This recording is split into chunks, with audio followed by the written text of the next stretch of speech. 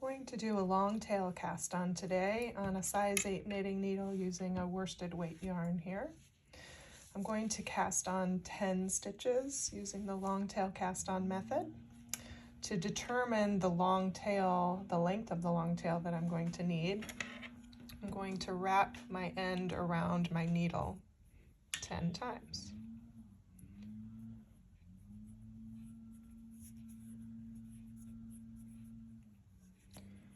That should be enough of a tail, and we're going to add just a little bit of extra.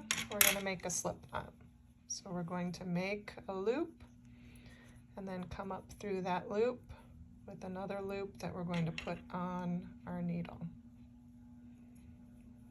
And then we're going to pull the two ends and bring that slip knot gently up to meet our needle. We don't want to pull anything too hard here.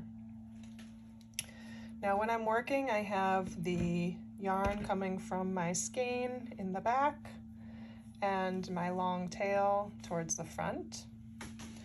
I'm going to hold the needle, and then I'm going to take my thumb and my first finger and go in between those two yarns. And I'm going to grab those two tails with my other fingers here. I'm going to hold the yarn in kind of a slingshot method. Then I'm going to turn my fingers up, and I'm going to come around the front of my thumb, grab the yarn around my first finger, and pull that yarn through the loop that's on my thumb. I'm going to release that thumb, and then I'm going to pull the yarn with my thumb to snug it up on my needle. Again, not pulling too hard. We're going to do that again. So come through in front of the thumb, around the yarn on our first finger, and then pull that through the loop on the thumb. Drop that loop, and then pull the yarn with our thumb to snug up that yarn. I have 3 stitches. Around the front of the thumb, grab the yarn around our finger, pull it through the loop on our thumb, release that loop, pull the yarn with our thumb. 4 stitches.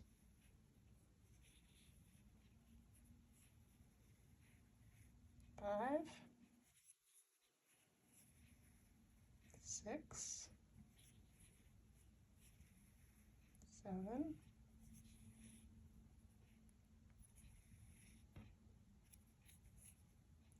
8, 9, 10. Got my 10 stitches on my needle.